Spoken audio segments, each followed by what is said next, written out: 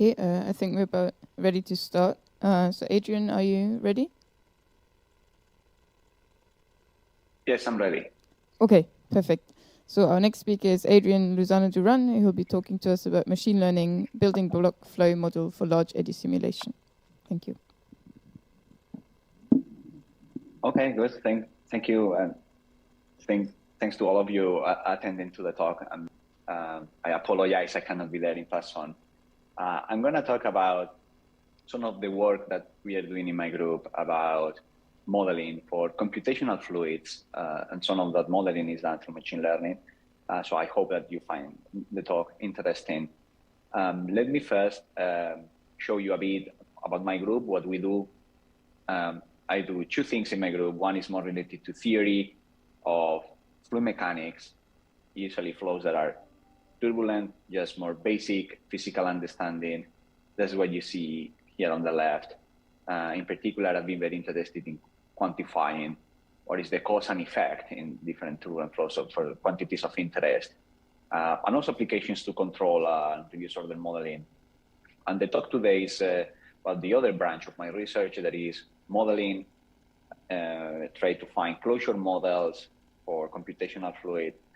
And as I mentioned, some of them are based on machine learning. And most of my applications, my background is aerospace, so most of my applications are related to things that fly, like drones or airplanes. What you see on the left is just one video. This is one of the simulations that we did. Usually for the theory, we have very simple cases, very large simulations using supercomputing, and then we try to extract the physics. And the idea of the thrust on the left is to just make these simulations more affordable and also applicable to complex geometries that are more relevant. So the main motivation for this talk, or the idea of the plan that we're trying to do in my group, we are trying to find a model for computational fluids that can account for different type of physics. So this is the talk. So when I refer to different physics, I'm talking about the physics of the fluid. So this is a range of applications that we are interested in. Some cases when the flow is slow, low speed, that would be an aircraft that is landing, or transonic flows, also typical commercial aircraft or a rotorcraft. And then if we move faster, we have hypersonic flows, so that brings new complications because now we have shock waves. And you see one representation here. This is one of the simulation in my group of the X-59. And we also go all the way to the very high speed flows. Those are hypersonic, so this is introducing new complications because now heat transfer is very important. Also interactions between the surface, the material in the surface, and the fluid. You can have like chemically reacting flows now because the air gets very hot. So the idea is that we have different models, like closure models for computational fluids that are good at doing maybe one particular type of flow regime in some conditions.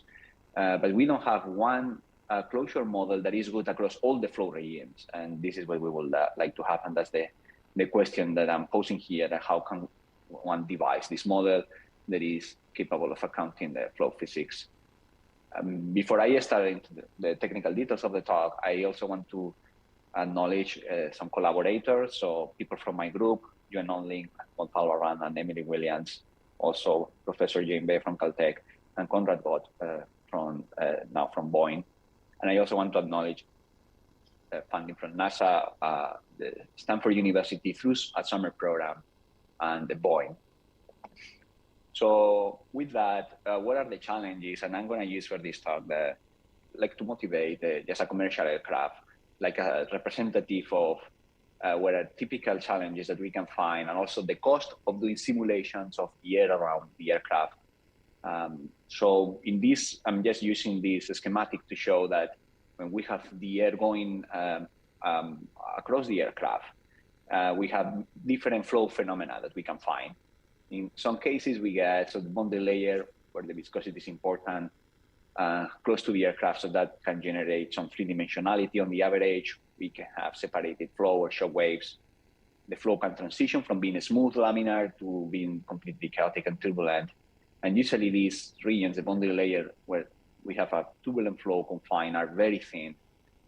So these are all very challenging phenomena to model all correctly at the same time with one single model. So I'm bringing back here the challenge of how can I have one closure model that is capable of accounting for all these type of physics, and even more, not mentioning here what you could have if you even increase the speed. And the goal I'm also imposing is some constraints of what I would like to achieve. The first one is what I've been talking about. I want to be able to correctly model all these different flow phenomena. But if for some reason my model is missing some physics, I should be able to scale up the model and include those new physics. Then I want my model to be consistent with the numerical schemes and the way I generate the grid. Usually these simulations, the grid are very coarse compared to the smallest scale that you have in the actual problem. And that's when I introduce a lot of numerical errors.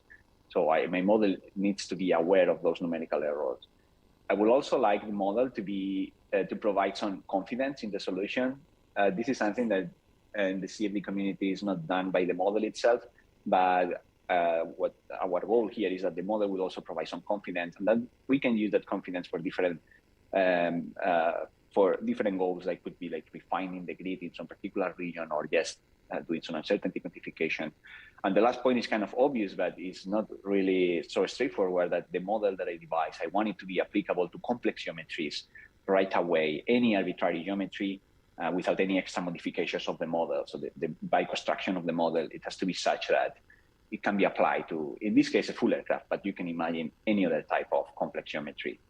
And that's going to impose some constraints in the quantities I can use as an input to my model, the output of the model, and the structure of also the neural network.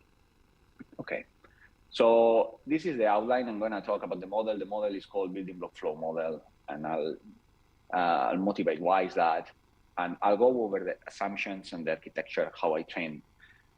And we have done some validation, but here I'm going to show an interesting one. That is the one that has to do with complex aircraft geometry. And the model has two versions. So the one version, the model is only accounting for effects very close to the solid boundary. And in the second version, the model is taking care of everything, like all the flow around it that is sacred everywhere. So you can find more of what you're going to see in this talk is in these three papers. So the first one is proceeding the summer program. It was the first time we tried to develop this model. And then there are two publications. One is, the second one is in GFM. That probably contains most of the technical details that I'm not going to go over here. And the last publication is also proceeding, is just the last iteration of the model that we have. And I'm going to also show that at the end of this talk. So also for context, let me talk about why we need, I mean, what am I trying to model first, and why it's important to have a model for that. And it's related to the cost of simulating some external aerodynamics. And I'm using, again, the aircraft to motivate, but probably with what I'm doing here, the numbers that I'm going to get are applicable to many other cases. But let's go back to the case of the typical commercial aircraft. And let's imagine that I look at the physical problem, what is going on. So, and I just take a cut through the wind and I look at the airfoil. So and the airplane is flying and just level flight. So we see that there is some flow coming to us because we are in a frame of reference attached to the aircraft. So the flow is smooth. And then immediately it will transition and it will get a turbulent flow. So we get this multi-scale flow that we have eddies of different sizes. And it is important actually to capture these motions in the fluid, like at many different scales, because when we compute the lift, the drag, and the moments over the aircraft, they have an impact. So these scales, they all contribute to this. And we want to have very accurate predictions of these integrated quantities of interest. And if we zoom even more, let's look at those scales, how they are. Usually the region where we get a turbulent flow, that's the boundary layer, it has some thickness, delta. So that delta in a real aircraft is actually very thin. It could be between 1 to 10 millimeters. If this is a very low speed application, it could be centimeters. And that would be kind of the largest eddy that is turbulent that we can have. Now, if we look at the smallest scale that I'm represented here with eta, so with the smallest scale that we need to resolve. That could be of the order of microns, so in the vertical direction that give us a separation, a scale separation between maybe 1,000 or 10,000. And now if I want to solve this problem computationally, I know what I have to do. I just need to solve the conservation of energy, mass, and momentum equation. I just need to have a grid that is fine enough to solve all these smallest eddies. And then I apply Navier-Stokes equations, and that will give me the correct answer. So I know the equation, there is no problem from the physical point of view, what we need to do. Now, the challenge in this particular case is that we can make some estimations of how many grid points I need. So considering the smallest eddy that I can have, considering the thickness of this boundary layer delta, and also the full area of a typical aircraft. And we can make the numbers, and the number of points that we need to resolve all these scales is of the order of 10 to the 17. So that means that at least if I want to just imagining this, I just have each grid point some density, and I want to save the density on my computer, just in all the grid points. Usually I will need of the order of 100 petabytes. And that's only one variable. If I want to save more variables for more times, then it will mean that you can see that obviously this is untractable, so we cannot actually take care of this. And if we imagine that we can now take this problem and put it in the supercomputer, that, well, the first thing is that it doesn't fit. There's not enough memory. But if we keep insisting, like, okay, imagine that memory is not a problem, just how many operations we need to do to solve the problem. And we take what are the flops that we have now of the largest supercomputer. What you get is that this is not possible actually to solve the problem. It will take forever. Like, the number is kind of ridiculous. But conclusion here is that there is no way, like, for a very realistic problem, we can solve all the scales of this smallest eddy. And it's not a matter of a few years or 10 decades or a few decades. Is unless something changed on the way we actually compute things, but just using the typical architectures and how the computers are growing, there is no way of solving this problem. And that's why we need to approach this problem in a different way. So instead of saying, I'm going to have a grid that will resolve all the small eddies that I have in my flow, I can think, well, let's think the other way. What is the grid that I could afford? And by affordable, I mean that, well, I will need to solve this problem still in a supercomputer, but maybe it will take me 1 or 2 days using a few thousand CPUs. Or if I use GPUs, I don't know, like 20, 30 GPUs, something that is reasonable, kind of a commodity cluster. So if you do that, then you will get that the grid maybe could be of the order of a few millimeters. And then you need of the order of 10 to the 8 points. And this is reasonable. So this is like 100 million grid points. Then this will give us flow fields that are of the order of gigabytes. And this we could solve in 1 or 2 days, a few thousand cores, just commodity cluster. So this is what we can afford. Now, what is the problem of doing this? I told you that all these small eddies that we are missing, they are important actually. So now we need to account for those small eddies that we don't have. And there are different ways of doing that. The paradigm I'm using is one model large-eddy simulation.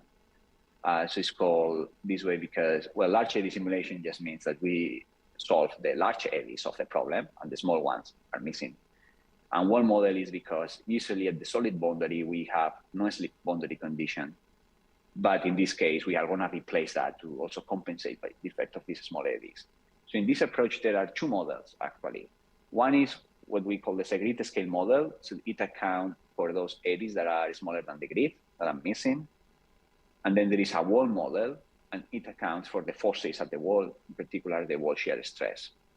So the way the grid scale model works, it gets some information from the simulation on the coarse grid, and it will get a correction term. And in the case of the wall model, it will get some flow state, like density velocities, and it will predict what should be the stress at the wall that is imposed as a boundary condition. So we are still solving like Navier-Stokes equations, but just adding a correction on the right-hand side of the equation. But we still solve conservation of energy, mass, and momentum. So the equation is the same, plus a correction. That correction is exactly accounting for these scales that we are missing. So in the talk, I'm gonna discuss first the wall model. So this is the first thing that we did, because it is known that most of the errors that we have now are coming from very close to the wall. So the first thing that we did is to try to improve the current models that we have for the wall. And that will be the first part. And then at the end, I'll spend maybe a few minutes talking about the last stage of our model that is also accounting for both what is happening exactly at the wall and also what is happening far away. So we have both models replaced now at that point. So let's start with the wall model, because essentially everything we are doing for the wall model conceptually is the same as what we are doing later for the grid scale model. So the part one, as I want to introduce you to this new wall model, and the part two, that wall model is going to be also expanded with this grid scale model. So let's move to the part one. Then the model is called building block flow model. I'm going to discuss why is that, the assumptions, what are these blocks that I'm talking about, the architecture, and how to do the training. So this is the main idea. This is a video. So what is the key idea? The key idea here is that we can have a collection of very simple cases. You see here in the schematic of those cases. So usually it's the flow between two walls. So we have two walls, and then we can have some flow that looks like a smooth and laminar, or we have a flow that looks turbulent, or we can play with the parameters of the problem to generate different mean velocity profiles. So what you see here in red is the shape of the mean velocity profile, just a cartoon. And you can see we can change the shape, and that can mimic different flow conditions. In some cases, we can introduce some lateral forces so that we generate some kind of three-dimensional profile, or we can generate a flow that looks like reverse. We can generate a flow that goes to like zero derivative of the velocity at the wall. That would be like kind of separation. But this is the main assumption. The main assumption is that we can create a collection of these cases. Obviously, it's not only sticks, it's many of them. And this is what I'm referring to as the building block flows. And the assumption here is that they contain the physics to formulate models that can be generalized to a complex case. So now the actual case that I want to compute is this aircraft. And what my model is assuming is that locally, at each point of this aircraft, the surface, the flow can be matched to the physics of one of these building blocks. So that's essentially the main assumption. And in a way, the second bullet point here is kind of rephrasing that in the sense that the scales that I'm missing, somehow they can be represented by these building blocks. So you can think that if I take any point on my aircraft, I will be able to match what is actually happening in reality back to one of these blocks. And then my model is going to make predictions based on that. So the model will be based on some predictions and some classifications. So it's going to try to classify and match the flow from one point to the other. Okay, so what are these building blocks? And I'm discussing this a bit more. So there are, in general, like 6 types of blocks. One is just a free stream. Free stream is essentially nothing happens. So we have a smooth flow moving in one direction, but my model also needs to know about that. Then the flow laminar, when it's smooth, we use the smooth channel flow.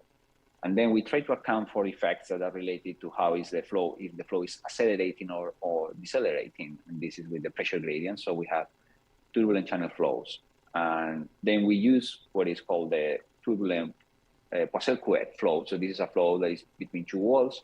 The top wall is moving with some velocity. And when we change the pressure gradient to generate different shapes of the mean velocity profile, that we can mimic something like separation in quotations, because it is not separation per se, but is what is supposed to be the simplification with essential physics of the separation. Then adverse and favorable pressure gradient.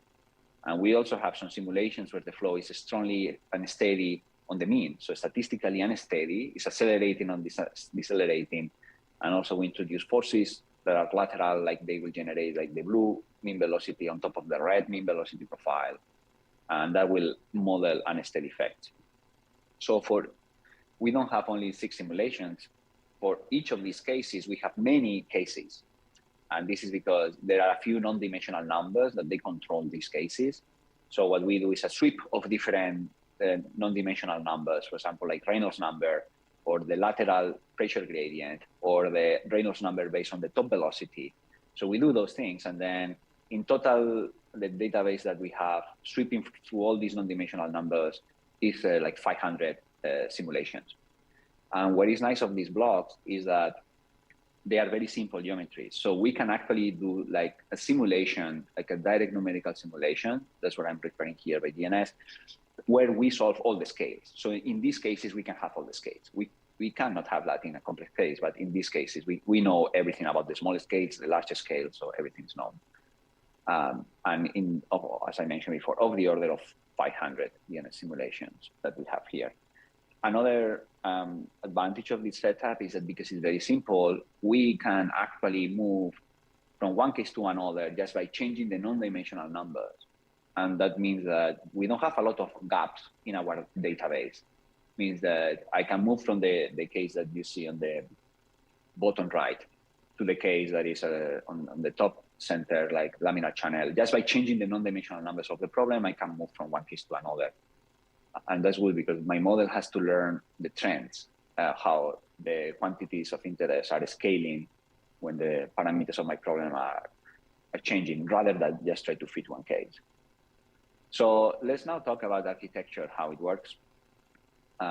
Let's go back to this example of the aircraft and imagine that I zoom in this blue rectangle here, and I see the grid. The model is for complex cases. So obviously, the grid might look like something like this. And in this case, we want to predict what is the force of the wall, the shear stress of the wall.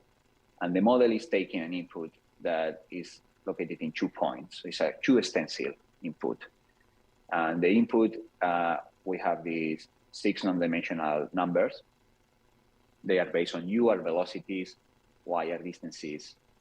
Things with a dot are acceleration. The A is also acceleration. And this mu is the viscosity.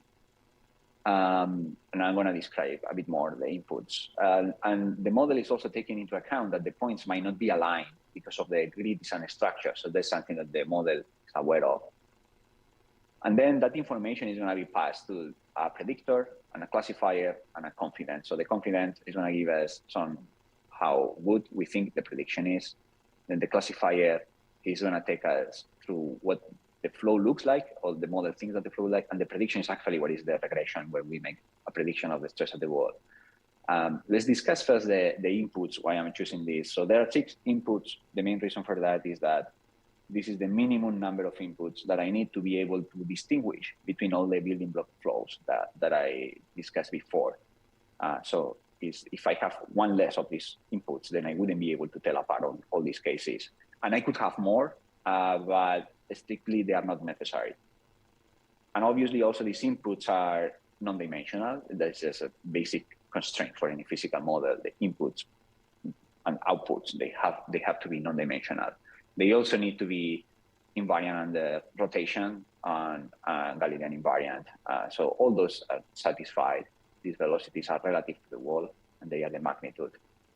So these 2 components, we can think of this as a local Reynolds number at 2 points. So it's telling us the Reynolds number of the flow. It's based on velocity, distance, and viscosity. And these 2 points are used to detect the shape of the profile velocity.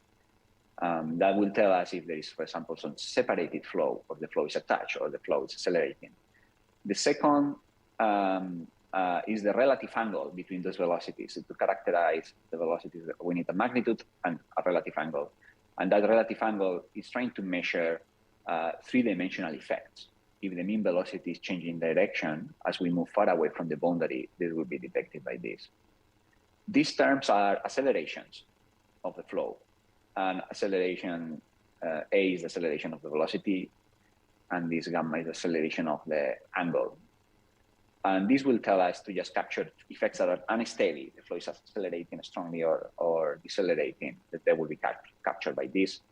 And the last, this is a relative, the ratio between the turbulent kinetic energy, that's the K1, divided by the mean kinetic energy. And we use this to know if the flow looks turbulent or laminar. So when the flow is laminar, turbulent kinetic energy is essentially zero. So, and this will be the way we can detect that. So this was kind of like a motivation from the physical point of view of why I need, or why am I using these parameters for. So all the inputs are used for everything to try to understand every flow, and I was just mostly trying to motivate the main role that they play. So now that is going to be passed to the predictor, the classifier, the confidence. So the predictor is a deep feed-forward neural network with 5 layers and 30 neurons per layer. And the classifier is Bayesian neural network with 5 hidden layers, 20 neurons per layer. I usually don't emphasize this much. I don't claim this is the best architecture.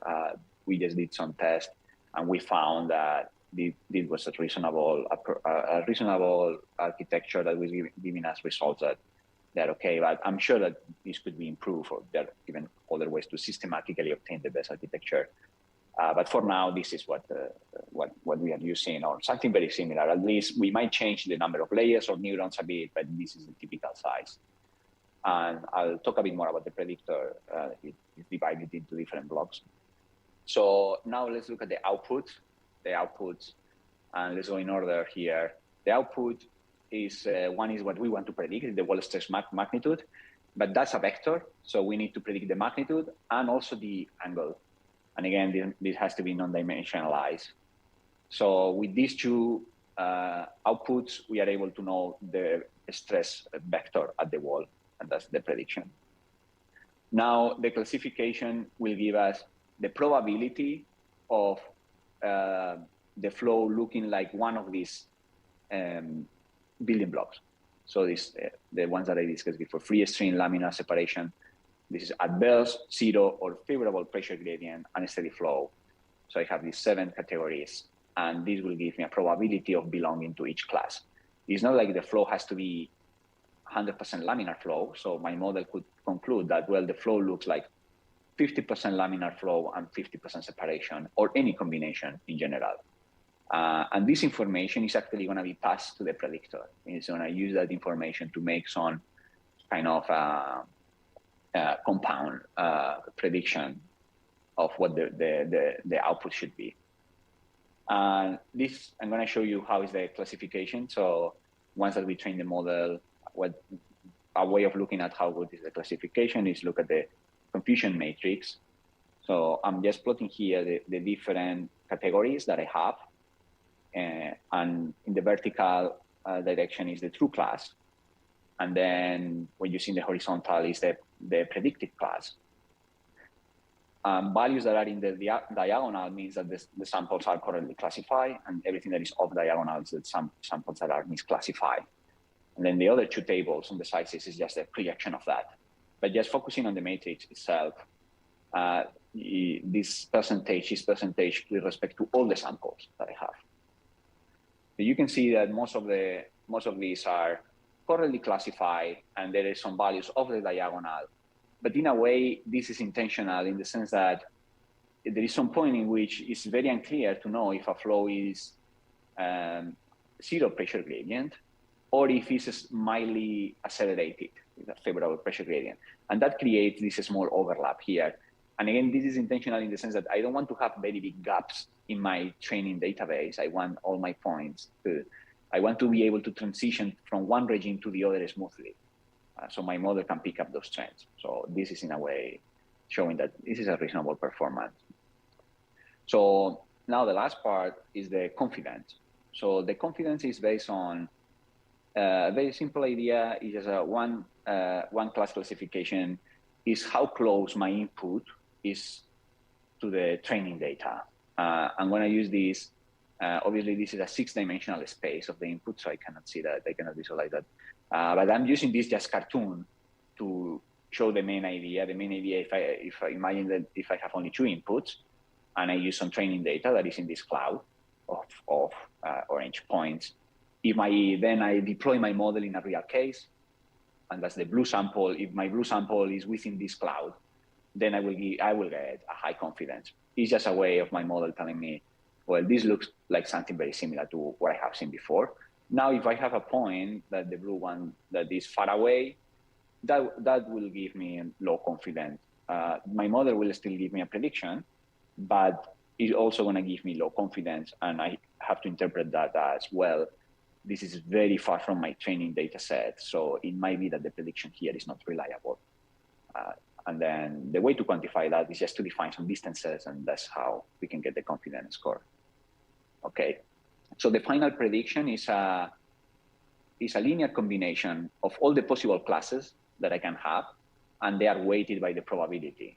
This is the same for the magnitude of the stress and also for the angle.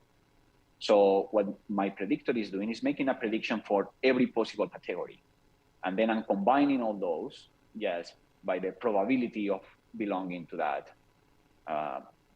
class, both for the stress and the angle. So if I just zoom in a bit, how is the predictor? The predictor actually looks more something like this. So my predictor is a collection of models that are very good at predicting one particular type of flow. So I have a predictor for zero pressure gradient, or favorable or adverse, and I will make a prediction for all the possible categories, and then I will take that and combine that using the classifier, what the classifier is telling me. In a way, this is it helps me to first interpret a bit the results of what my model thinks, and it also simplifies the training of these flow regimes that they look very similar to have only one neural network is a bit challenging actually to be able to have good predictions all the time. And the last part that I didn't mention was about the training data. If you remember, one of my conditions that I'm imposing to myself is that I want to enforce consistency with the numerical scheme and the gridding strategy. That means that my grid is very coarse. So when I write down my equations for LES, that is just the Navier-Stokes equations plus a correction, the truncation errors are very large. And they also depend on the numerical scheme and the type of grid that I have. So the way to bypass that is that the data that we use is not coming from the direct numerical simulations. That collection of 500 cases that I told you is not that directly. What we do from those cases, we extract the quantities of interest, or what we would like to predict. So in general, we want to predict currently mean velocity profiles and the probability distribution of the stress at the wall. Here in this sketch, I'm showing just a few mean velocity profiles in different directions. So we collect all those statistics. And then we run in our solver, the one that we are gonna use to solve the earliest equations. We run those cases, and we use a grid scale model that is actually fake in the sense that it knows the solution. So we use a controller that we change the magnitude of the Sagritte stress and the wall model to match the correct quantity. So we get the correct mean velocity profile, we get the correct distribution of the stress at the wall. And we do this for different grid resolutions. So when we do that, the model is also aware of the grid resolution. And with that, that's the training data that we actually get. And that's the data that we use. So in a way, those 500 cases now, for each case, we have different grid resolutions. So it gets multiplied by another like 20. So then we get like a large set of cases. And for each case, we have many samples, usually of the order of maybe 1 million samples. So this is a large database in terms of samples. The flow solver that we are using is called Charles. So it's developed by Cascade Technology in Stanford. It's a very traditional finite volume with integration in time is Monte 3. But what is special of this solver is that it uses a Voronoi grid. So to generate the grid, it uses a Voronoi diagram that's actually very convenient to generate grids very fast. And our model is aware of that. So it's also compensate for this type of numerics and this type of grids. And after that, we get all the training data that we need. So now to summarize, yes, the training process. So with all this information that I gave you, what do we do? How do we do things? So the first step, we generate all this training data. We already have a collection of DNSs. We extract quantities of interest. Now we run this E means exact wall model LES for all these building blocks flow, changing the grid resolution, and that's the database that is ready to use. So once that we have the database, the second step, we need to train a neural network to classify. So we take all the full database that we have, and we just prepare the samples, the inputs, and then we make classifications, the class. and we train a classifier. So in a way, that's the first step. We train a classifier. It's independent of the predictor. The classifier is trying to tell us is this flow looks like this building block or this other building block. And that's the matrix that I showed you before. And then the step number 3, we train individually each predictor. So this is independent of the classifier, and each predictor is independent of itself. We just take one particular case, for example, the case using the database for flows that are 0 pressure gradient. Then we prepare the samples and we train a predictor. And so this predictor is very good at that type of flow. And then you can imagine the next building block flow is adverse pressure gradient. We just repeat that. And now we get a collection of 7, in this particular case, 7 predictors that are very good at modeling that particular type of flow. And with that, essentially, we are done and we have all the models set up. So the next step is the validation. We want to test that the model works. And the main idea is that these cases should be very different from the building blocks. Those are the challenging cases, because that will tell us that we were able to capture the correct physics. So if you look at this work, we have done many validation cases. Some of them are simple cases, like turbulent channel flow, like a pipe flow, turbulent bonded layers, and then 2 aircraft-like geometries. One is called the NASA Juncture flow. It looks like this 3D render that you see here. And the other case is called CRM. This is Common Research Model High Lift. It's a more realistic aircraft configuration. And this one is the one I'm going to show you here. Now, we have been doing other validations after this paper. Those are not published, but they are kind of a combination of complex cases like full aircraft or like rotorcraft, and also simple cases. So simple cases help us to detect problems in the model, and complex cases, it's more difficult to detect what the model, if the model fails, but those are the ones that we really care about in the end. So I'm going to focus in this. I'm going to show you the experiment. This is the NASA Common Research Model High Lift.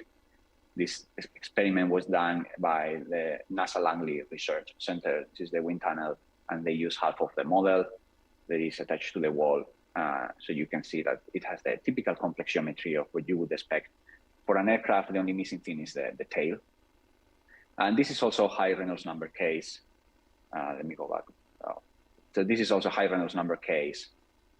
It's still not as high as a real aircraft, probably one order of magnitude below, but of the order of Reynolds number to 1 million. And this is low speed, it's low Mach number. So actually they have the information here. This is 5 million Reynolds number, the Mach number 0.2. So although the Mach number locally could go up, but in general, like compressibility effects they don't dominate here. What we are doing is to take like a cut here and showing you the grid that we generate. So this is a grid that is 40 million control volume that is consistent with what we were looking for at the beginning. You remember I said of the order of 100 million. So this is something that we can solve in one day using 2,000 CPUs. We get the answer. The grid that we are doing is just the best practice that the people from Boeing were using. So and people from Boeing and Stanford worked together on the classic models for this aircraft, and we just took the best practice for the grid, and we are trying to improve on top of that. So I'm going to be comparing 2 things. I'm calling here these traditional models. I don't know if traditional is the best way of referring to them, or maybe a standard model. So this would be for a grid scale model, dynamic Smagorinsky model, and for a wall model, is an equilibrium wall model. It's a model derived from the Navier-Stokes equations, making an average. This kind of runs base, and it's assuming some equilibrium with respect to unsteadiness and the fluxes. And you get an ODE, 2 ODEs that you need to solve for. In the new model we are going to test, at this point, we don't change the grid scale model. So this is also dynamic Smagorinsky model. And then we change the wall model. The wall model is the building block flow model that I just introduced. And then we run the 2 cases and compare. This is what we get. So we care about these integrating quantities. What you see here is the lift coefficient, the drag, and the pitching moment. This is represented as a function of the angle of attack. So you see some dashed line is the experiments that they mentioned in the wind tunnel. And then the open symbol blue is equilibrium wall model, and closed symbol red is the building block flow or model. So in general, for this case, when we see the biggest improvements is mostly at high angle of attack, where it is known that living world model at this grid resolution doesn't do so well. So there are some improvements there, some improvements in the drag coefficient. Probably the most important improvement is the pitching moment. So the pitching moment is where we get much closer. The pitching moment is representative of how are the forces distributed over the aircraft. So in a way, we are getting a better distribution of the forces over the aircraft. And we also check that looking at pressure coefficient, different sections of the wing to make sure that actually it wasn't by chance that actually the model was doing better. There is still one point where we don't improve with respect to the equilibrium world model approach, and that's low angle of attack. The lift was better for the equilibrium world model.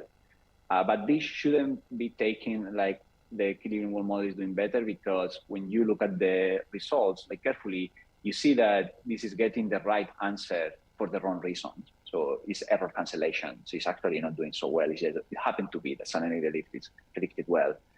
In our case, we get a solution that is slightly wrong, but for the right reasons. So in a way, it's not error cancellation, it's that the model is not doing as good as it could. But still, even if this was a nice improvement, I would say we are far from what we would like to get, maybe 2% error, or much better than this. So, but this is the best we could do, just changing the world model. The other thing that is interesting that this model can do is to show the confidence that I mentioned before. So what I'm showing on the left is the actual prediction of the magnitude of the stress at the wall. And what you see on the right is the confidence in the prediction. So you can see that there are regions where the confidence even drops to 0%. It means that the model doesn't think that it's making a good prediction there. And other regions that is more like maybe 80%, kind of range between 80 and 100%. And I think that this information is also very useful, because now we can try to understand why is this happening. For example, here we can see like at the leading edge, we get regions with low confidence in the nacelle, and also in this case, we have the slats that are deployed. And that makes sense because there, the boundary layers are very thin. So essentially we get 0 points. Our grid has no point across the boundary layer.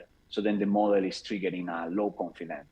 The other two regions, they're close to the root and close to the tip of the wing. These are regions where we know there is separation, but we are not capturing, well, that separation, or in a way, either we don't have enough grid points, or either our building block flows are not representative of the physics of this type of separation. So we can interpret this, or we can use this low confidence score in those two different ways. Maybe I can say, well, now I need to refine my grid in these regions where the confidence is low. That's option one.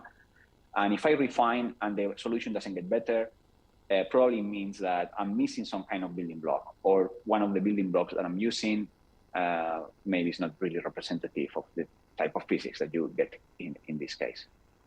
So one way or the other, I think that this is still very useful information. But as I said before, we would like to push the solution further and try to increase the accuracy. And now we decided later after this to change both the stability scale model and the world model. Let me bring this back again, like this schematic telling what the world model and the stability scale model are doing. So what we just changed is to account for the shear stress at the wall.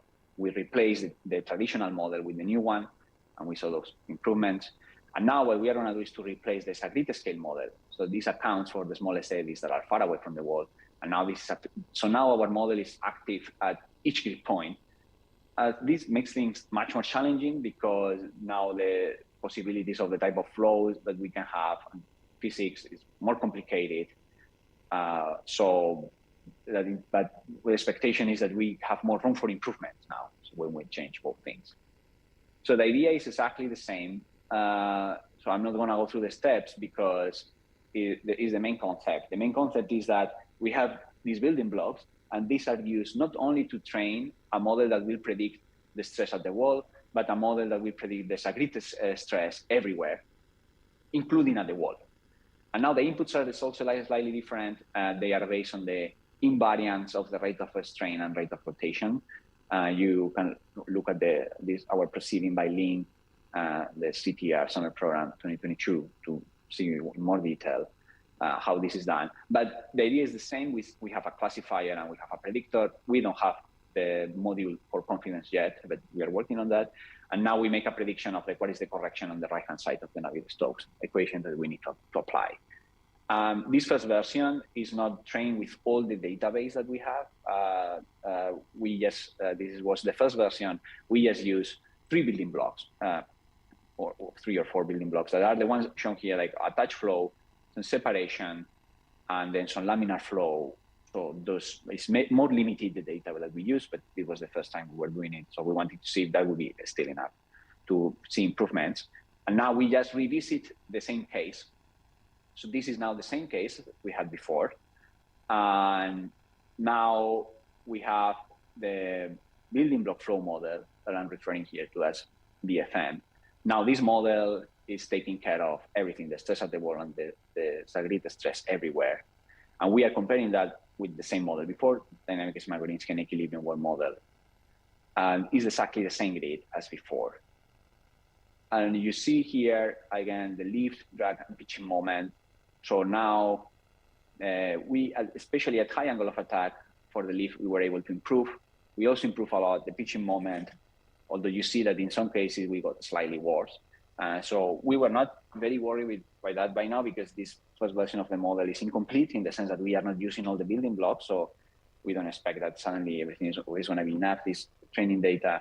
But at least we were happy to see that first we were able to do this. That wasn't obvious that we would be able to get a meaningful solution even when we just replace all the models by that model in the smaller scales by a fully based neural network model.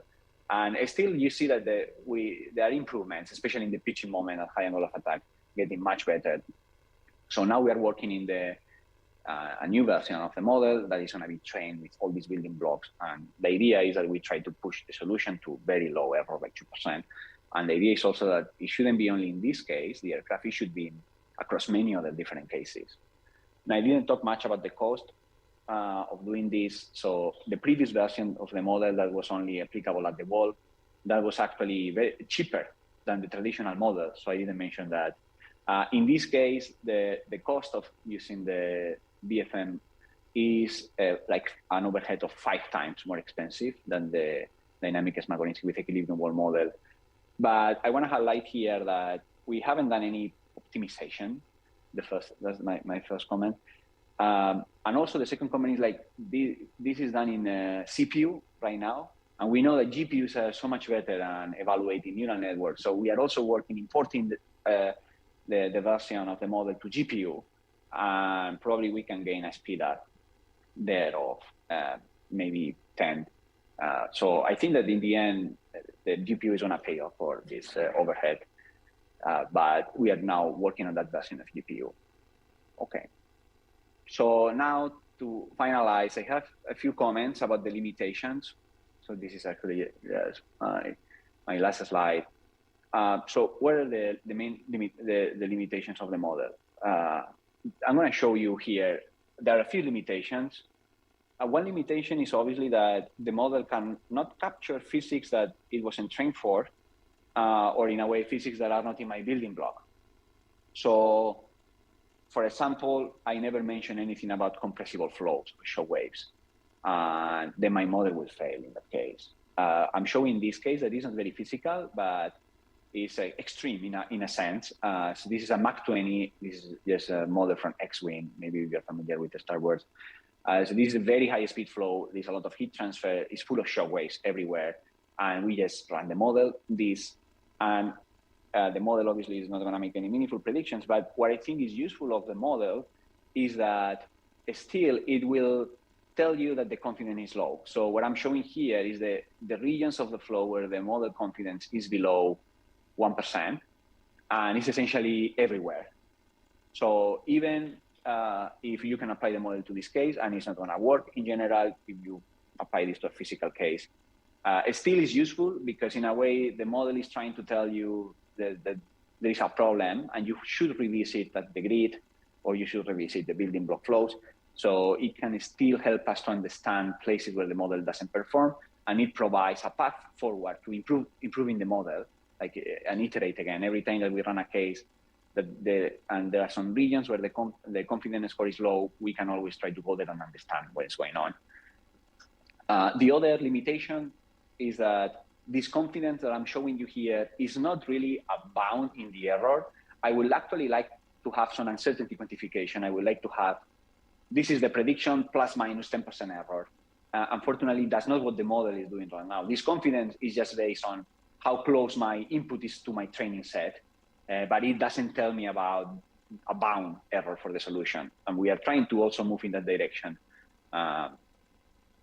So let's now go back to the conclusions. So these were the main goal is that how we can build this model that will be good at many different flow regimes. And I've shown how where we are now in my group. And the main assumption is this simple building blocks. They contain frictional physics, and we can keep expanding the blocks. And the model is based on some classification plus prediction. And that was a key to kind of simplify the problem and be able to capture many physics. And there are many unique features in a way, so you can capture all these different physics. If I want to add new physics, there is a path forward to do that. And there is a confidence score that can help us to move in the direction of uncertainty quantification. Though we are not doing that yet, but that's what we are trying to do now. And also how to do grid refinement. The model will also account for the numerical errors and is applicable to complex geometry. And the last version of the model is actually trying to model all the grid scales in our problem, whether they are close to the wall, far away from the wall. Everything is into a single entity. And I show here, like when we look to complex geometries, like aircraft-like geometries, we can make improvements compared to the traditional models. And our goal is to make those predictions better and also to expand these to other type of flows like supersonic flows or hypersonic flows, and also test the model in many complex cases. And that implies that we will need to iterate maybe a few times how the model is and the building blocks, but hopefully that's a path forward to actually have this unified model that is going to be good at many different types of physics. So I hope that the talk was interesting, and now I think I have maybe like 10 minutes, and I'll be happy to take any questions or comments or suggestions. Thank you.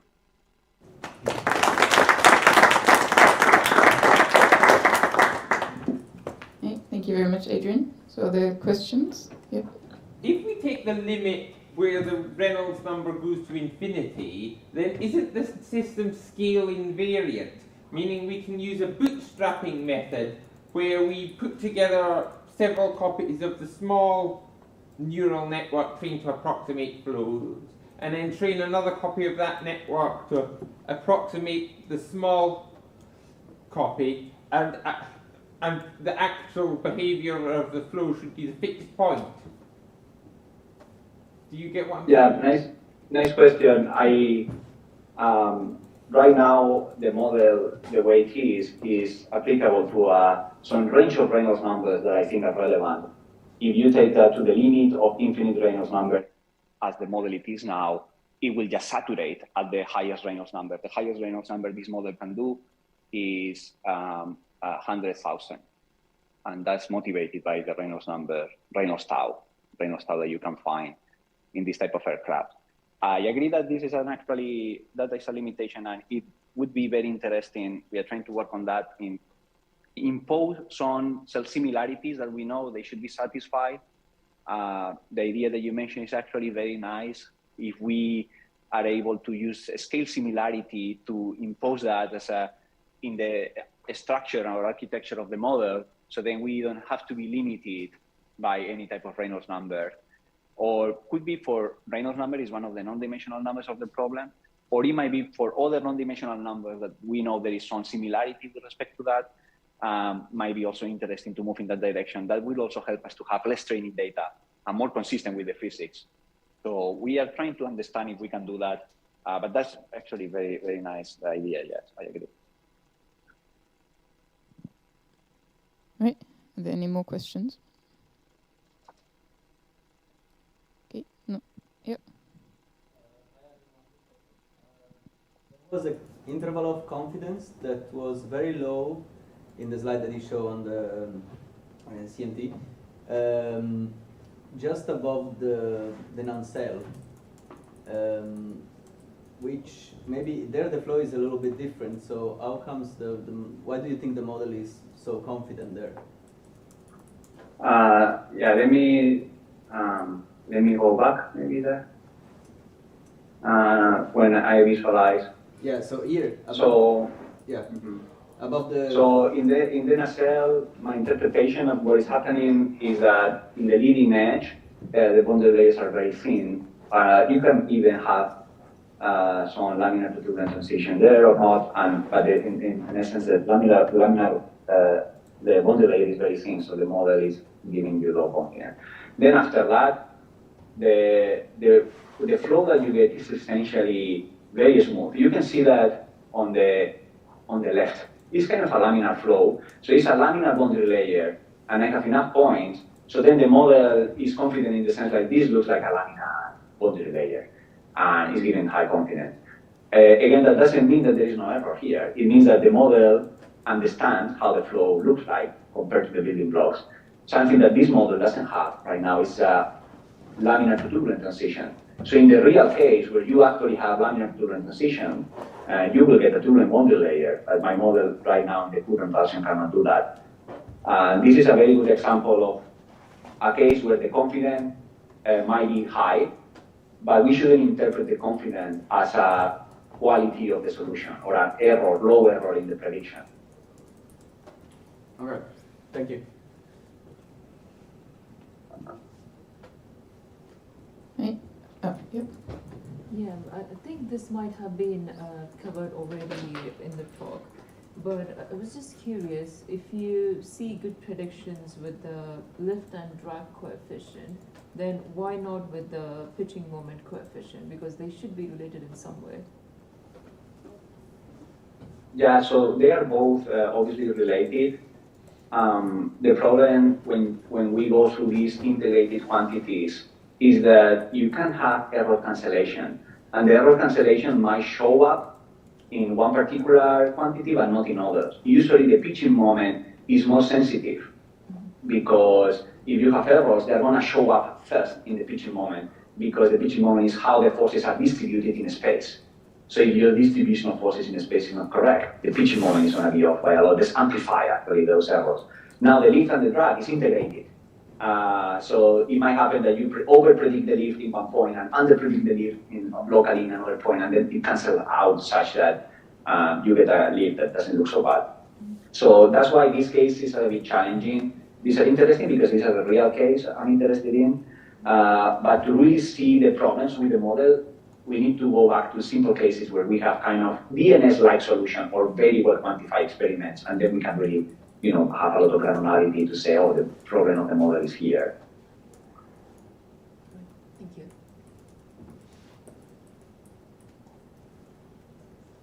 Okay, I don't see any further questions, so thank you again, Adrian. Yeah, thanks a lot.